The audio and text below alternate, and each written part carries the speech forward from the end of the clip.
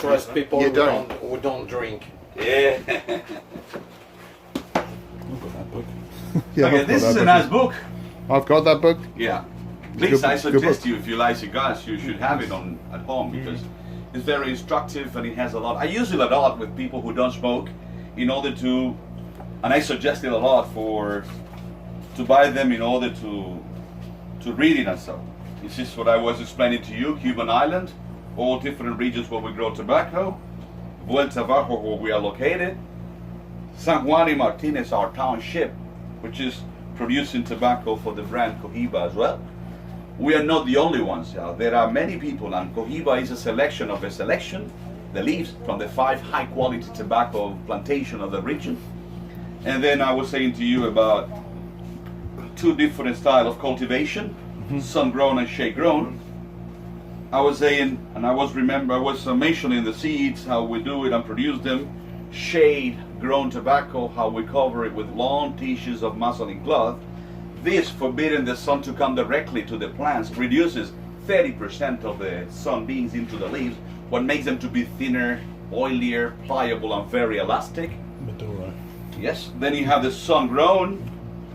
After 40 days, I told you, bottom to top, 3 leaves every 5 days. Then here you can see medio tempo, full flavor, medium flavor, light flavor, its function. Recollection of tobacco and transportation, or transporting to the curing barns. In the curing barns, 99.99999% are women. We find men as well, but most of them are women. We like women. Well, I like it as well. I think so. I've been married, I don't know how many times, I can't remember. Okay. So, we recollect tobacco and transport it to the dry barn, where the women, very patiently, they are using a needle and a thread. And they are stitching the leaves together in a sequence operation, leaf per leaf, through the central nerve. And at the same time, they are hanging in a pole. Then you should have 120 leaves if it is shade-grown tobacco, from 100 to 120, or 200 to 140 leaves if it is sun-grown tobacco. This tobacco will be rotated.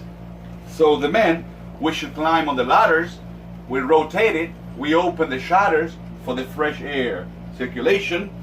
Tobacco progressively loses water and it changes its color from green to yellow, yellow to golden brown. And then finally they will remain from 45 to 60, 75 days. I say 60, 75 because inside we get 4 different kinds of tobacco.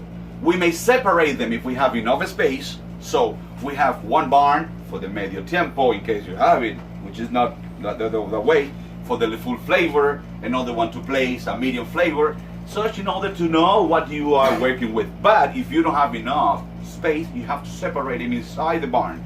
And then the medio tiempo, or the full flavor, will get longer time to get dry, fermented, and age. So that's why it can be 75 days or 60 days. If we're talking about the bottom ones, light flavor, they can be 45 days. But that's the media, 45 to 60 days inside the barn. After they get completely dry, then it works. We have to do some other process like fermentation.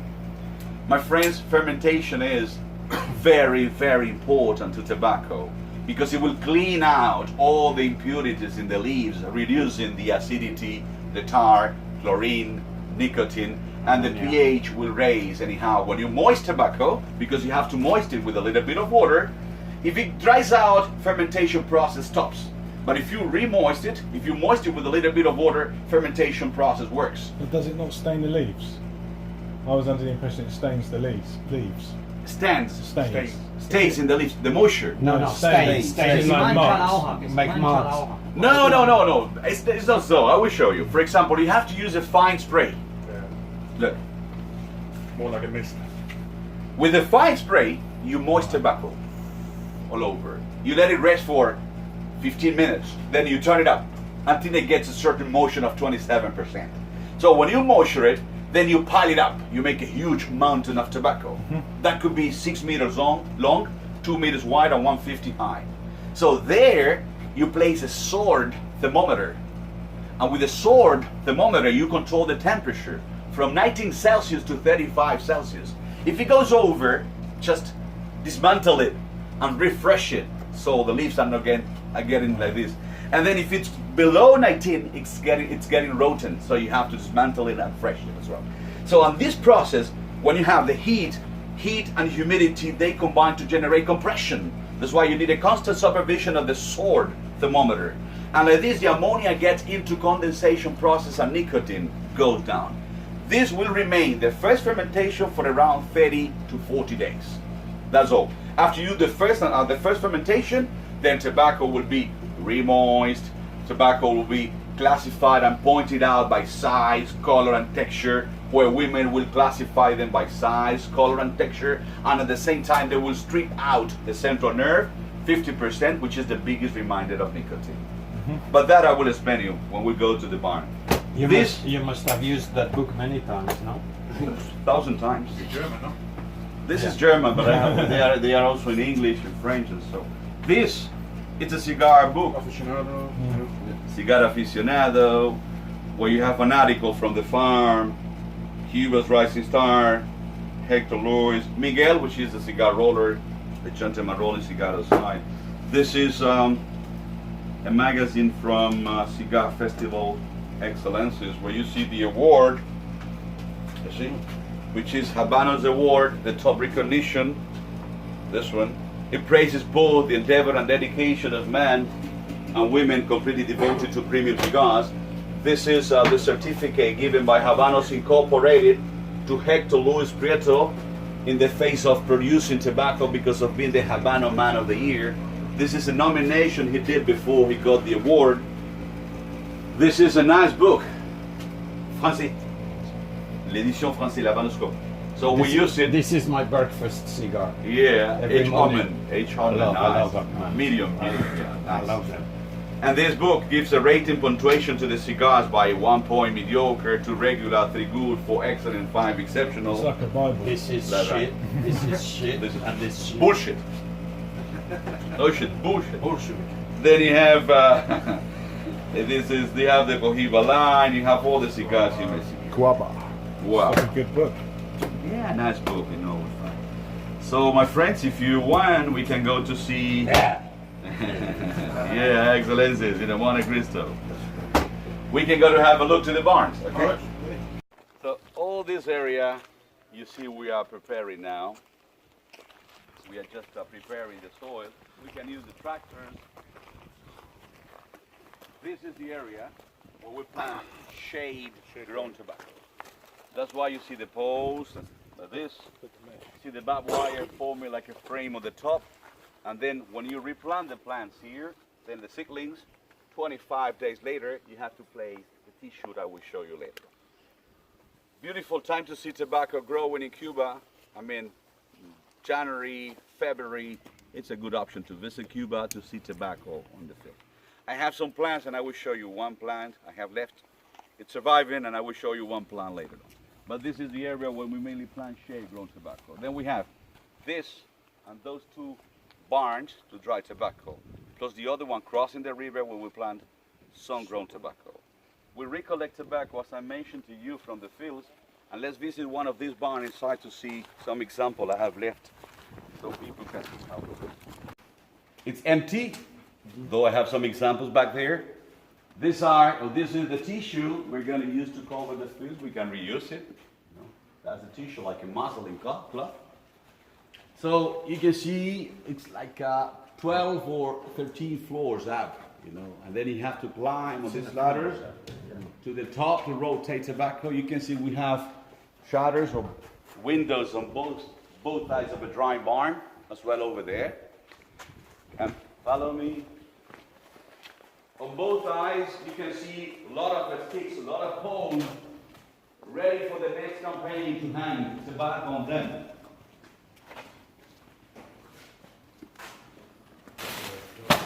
Okay, this is an example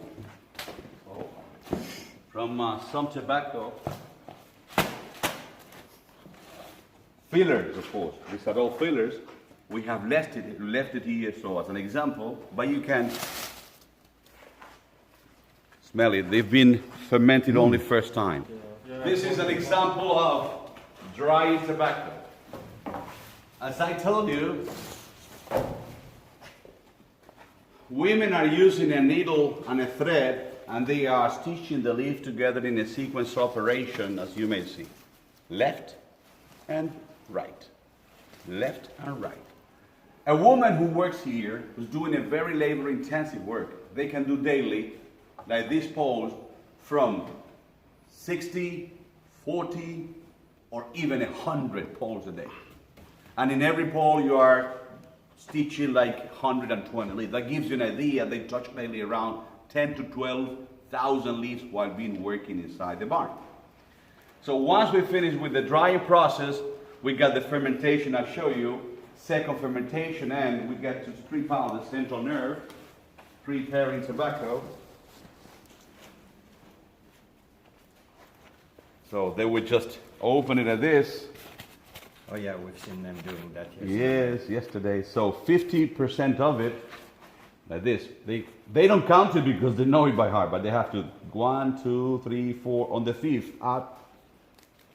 They strip it. Like this, you see? Almost 50% of it. This is for the full flavor, medium flavor, medio tempo. Light flavor, they do it only 30% of it because they are going to be used for binders. On the wrapper, they do it completely, but 1 or 2 months before they use it. And then this tobacco will go to a third fermentation, which is going to be for around 90 days.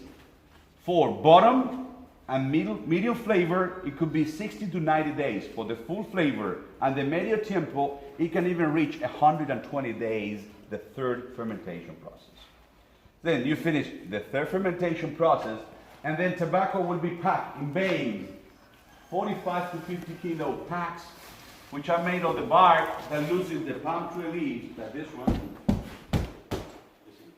And then these bales are going to be shipped to the warehouses for the aging process.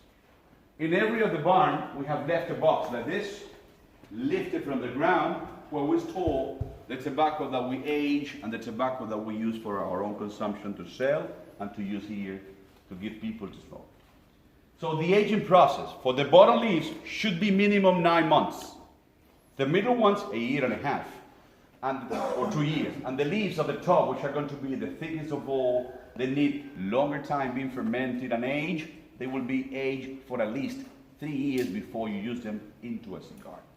So it gives you an idea from planting tobacco until smoking a cigar without saying and without mentioning the refinement of the cigars in the humidor, at least 2 years, 3 years from the seeds to the ashes. We have 539 handmade operations, a minimum 2 years before you get a good cigar. And the aging process is very important because it helps tobacco like whiskey, like cognac, like wine. Why? Because tannins are released while sugar level increases to produce a distinctive, mellower aroma into a cigar. Okay? So, a reason why Cuban cigars are good: soil, microclimate, experience, something you can only find in Cuba. There are very unique things of its own in the world. When you say France, you can talk about wines. When you say Switzerland, you can talk about chocolates. When you say Sweden, you can talk about Icebergs. well, the iceberg, you can talk about the caviar and so on. Talk about Russia. Then every country has its particular thing. And then Cuba, cigars. You say rum and cigars. Okay? Yeah. Good? Yeah. We go to the next step. We see. I know you have seen rolling cigars for many years, probably. But today you will have one. Okay, we have a chance to see Miguel rolling something completely different from what you have seen before. Okay.